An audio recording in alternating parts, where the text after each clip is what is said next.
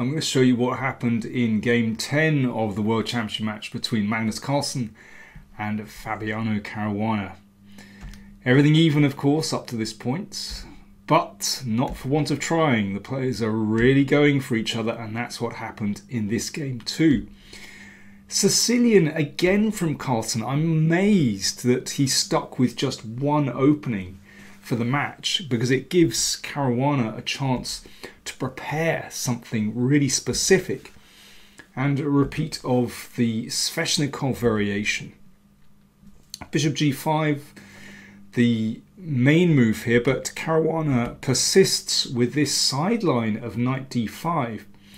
I think the advantage of playing like this is that it's less well researched, and white can predict pretty well what comes on the board here. And Caruana has repeated this line with a4 that they had in their previous game. So everything the same up till this point. But instead of bishop d2, Caruana now played b4. So this is a new move, and it does look a bit bizarre. Of course, in principle, white wants to advance these pawns on the queen side. However, this gives black a chance to break up the queenside pawns, which Carlsen did straight away with a6. Excuse me, I've got a very croaky voice this morning. And now a5. I think this is very logical to damage white's pawns. And of course, white can put the brakes on with c3, but it's not really what you want in this position. Caruana took, but you can see that this leaves white's pawns sort of a bit split, and black can try to establish, a blockade on c5, for example. I suppose the advantage from white's point of view is that the position opens on the queen side straight away. So already white is quite advanced on the queen side, while black's king side play is lagging. And of course, this is where black needs to play to use his 4 against 3 pawn majority on the king side to start an attack. And Caruana gains time by attacking the rook and bishop e3. So it's about time that black set his kingside play in motion. So I think these moves are pretty logical.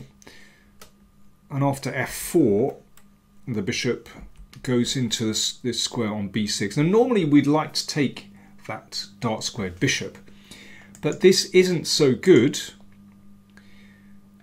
White again is gaining time, and now bishop g4, and white has the chance to maybe get in on these light squares, and that knight does look pretty good on b6.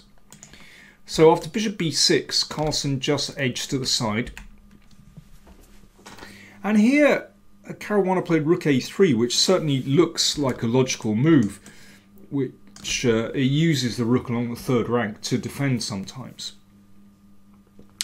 But after this move, the engine assessments sunk towards black.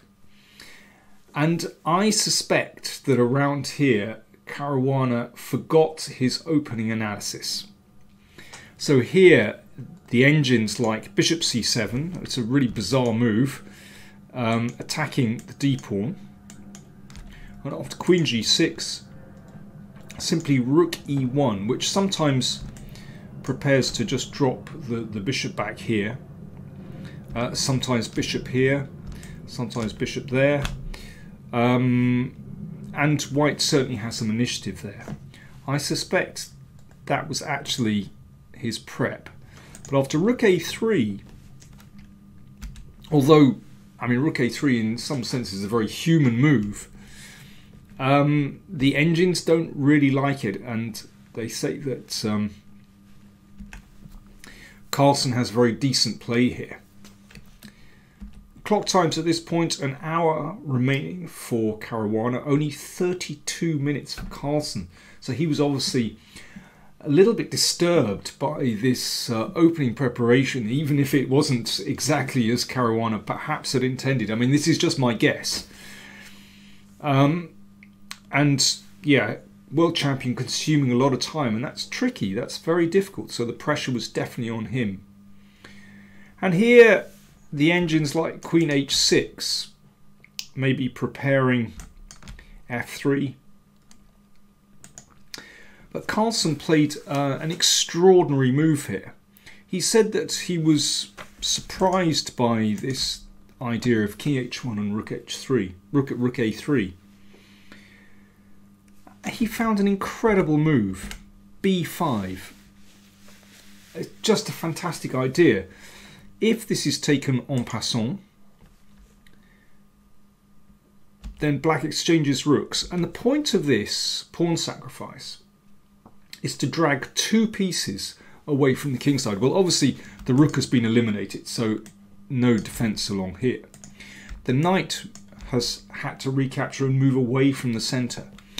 And after another pawn sacrifice, this gives black's knight a chance to hop into the middle, so there's no knight on c4. And after queen h6, black just has a blistering attack.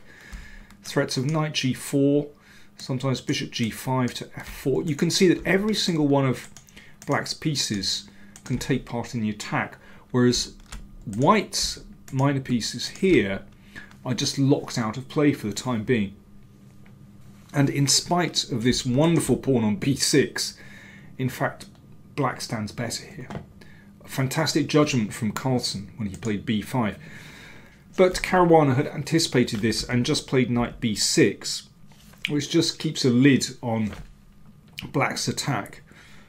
Knights are exchanged, and that allows this bishop to come back into play. That's one thing. And of course the rook remains on the board. But I mean, black is still okay here. It's just a very unbalanced position actually. b4 is possible, and just giving up this pawn. And let's say this. Let's kick the rook and put the bishop here. So that threatens f3. So white plays this. And who knows what's going on in this position. Certainly white's king looks insecure here because black only needs to bring the major pieces up the board, and something disastrous could happen on h2. But of course, it's not so simple when there are, a bishop can come here, for example. But black should certainly have enough play there. Carlsen chose, in some ways, a more direct method, queen g5, simply preparing to bring the rook to the 6th rank. And this also isn't bad. Although the engines like at this moment bishop takes b5. I mean, I'm resorting to computer analysis here because it gives you kind of something to hang on to, although in a human sense it's with the players at the board. Well, it's interesting to compare the two. For example, after the game, Caruana said that he didn't seriously consider bishop takes b5, and this does look very odd to drag a piece away from the king side just to take a pawn. The engines like this move a lot, but it's not a human move at all. He basically didn't consider this in too much detail because he felt that black's attack would be too strong after rook f6, and it does look extravagant to move this bishop away just for the sake of a pawn. In fact, well, white seems to be okay after rook e1, and let's say just dragging the bishop back to f1. It's still not fantastically clear, and I can understand why Caruana rejected this. There's also, well, Magnus mentioned after the game f3 as well. And the idea of queen e2 is to defend along the 2nd rank. So after this g4, an extraordinary move. If that's taken en passant, then bishop takes is awkward. But even after g4, rook h3 is possible with the idea h5. I mean, who knows what's going on in this position? So I sort of understand why Caruana rejected bishop takes b5. He also considered f3 here with the idea g3 just to break up black's attack. Excuse me 1 second. And this looks crazy at first glance, but actually, well, white is able to defend it. You know, all bets are off in that position. Instead, Caruana played pawn to g3, which also kind of puts a stop to black's attack. To some extent, anyway. And if f3, this looks really, really frightening to allow this bishop in. But actually, there's no way through for black. It looks really tempting to bring the queen to h3. But here, if the bishop moves, then this bishop can come back to f1 to cover. And actually, white is winning this position. Okay, on with the game. Bishop h3. Now f3, still pretty frightening. With this pawn lodged here, of course, white's king is always in a little bit of danger. But Caruana has definitely found his feet in this position. And with the rook here, there's certainly no danger of checkmate on g2. Carlsen played bishop d1, and I think that's a very good practical move. Otherwise, if the bishop is left here with the pawn, then in the long term, that is the a pawn is a real problem. But by exchanging,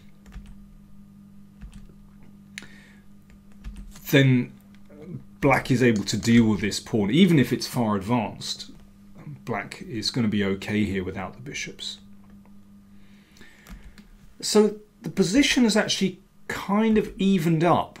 Black obviously has a nice central pawn majority, but it's very hard to do anything with it when white has that pawn on b6.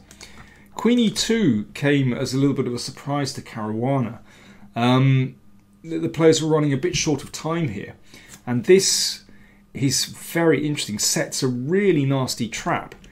If queen b3 check, and now c4 appears to have trapped black's queen, but Magnus had of course spotted this and appreciated that rook takes b6 suddenly turns the tables. If queen takes, then queen takes rook. And if rook takes queen, pawn takes rook. And black wins. Fantastic stuff. And there's another trap as well. If queen d4, e3 wins again.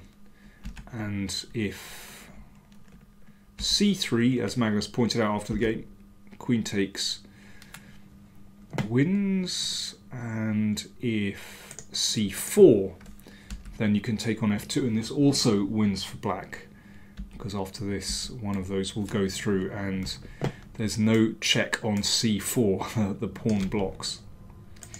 So Caruana had to compromise, and they went into this endgame. Just in a sense probably black's best chance of trying to get something from this position, because the centre pawns now do look quite frightening. However, again, it's that b pawn gives white enough play, ties one of black's rooks down, and it's not enough to win. Although it does look very scary with black controlling the centre. I mean, both sides, well, at least Magnus made an inaccuracy here. He played king d4.